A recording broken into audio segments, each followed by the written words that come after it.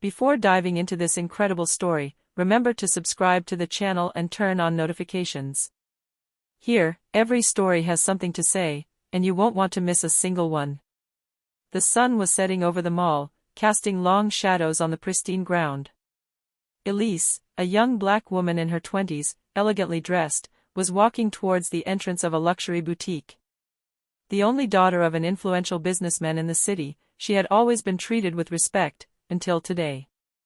At the entrance, an imposing, white-clad security guard with stern features scrutinized her from head to toe.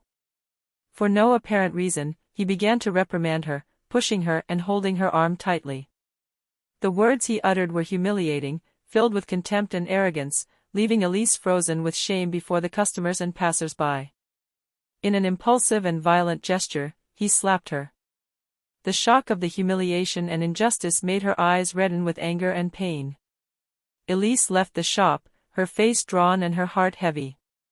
She knew she had to remain calm, but resentment was growing in her mind. She couldn't understand how someone could treat the boss's daughter like that, without even knowing who she was. The next day, the security guard believed it was all over, that his position and authority had protected her. But he was still unaware of Elise's true power and the unexpected consequences of his actions. The next morning, the security guard, Mark, arrived at his post with the quiet certainty that no one would remember the incident. He was already boasting to his colleagues, recounting how he had put an overly arrogant customer in her place.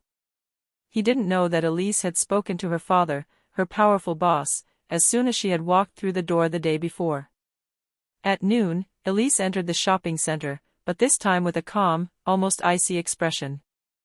Mark, seeing her, felt a shiver of anticipation. He thought she would come to complain again. But instead of getting upset, Elise approached security with a gentle, yet meaningful smile. "Hello, Mark," she said calmly.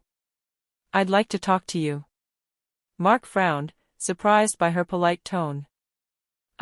Yes, what?" "Just a little reminder of your responsibilities," replied Elise, slowly removing a leather wallet from her satchel. She produced a letter signed by her father, the owner of the shopping center, announcing that Mark was immediately suspended for serious misconduct and racist behavior towards a customer. Mark's face turned livid. His colleagues, gathered around him, murmured and tried to suppress their laughter or knowing smiles. His entire world of fictional power was collapsing before his eyes. Elise continued, calmly but with undeniable authority. "You thought you could humiliate someone without consequence. But know that I will never let injustice go unpunished, especially when it affects me personally." Mark, unable to respond, lowered his head. He understood too late that his violence and racism had led to his own humiliation, but this time, in front of everyone. Elise turned on her heel, leaving behind a stunned security guard, unable to utter a word. And on that day, everyone understood that humiliation could not be kept to oneself when justice and dignity were at stake. Since his suspension, Mark had been living in a state of utter anger and panic. Every time he passed the shop where Elise had been humiliated, he could still see her calm, determined smile. He had believed his authority as a security guard gave him absolute power, but he had just discovered that true power belonged to those he had dared to despise. The next day, he clumsily tried to redeem himself. He went to the mall office, carrying a ridiculously large bouquet of flowers and a greeting card with awkward words. "I'm sorry about yesterday, I didn't mean to, offend you." As Elise opened the door, she raised an eyebrow and gave Mark a cold look. "Hello, Mark. I suppose you're here for..." "To apologize," he stammered, his voice trembling. "I really want you to know that I regret everything." Elise took the flowers, but said nothing. Then, with a slight, ironic smile. "Very well. But understand that your apologies are not enough. You have a choice: learn from your mistakes or continue to make a fool of yourself." Mark, too proud to admit he'd already lost, chose the second option. He started posting on the mall's social media, trying to show he was protecting the customers, but every message was clumsy and revealed his hatred and arrogance. Internet users quickly saw his posts, and they went viral. Memes and sarcastic comments poured in, the security guard who got slapped by the boss's daughter, Mark and his epic downfall, when you think you're tough and karma strikes. Each day, Mark grew more embarrassed, until he realized that his humiliation wouldn't be limited to the mall, but would extend to everything he did afterward. Elise, on the other hand, continued her life normally, elegant and respected, demonstrating that dignity and composure are always preferable to anger and ignorance.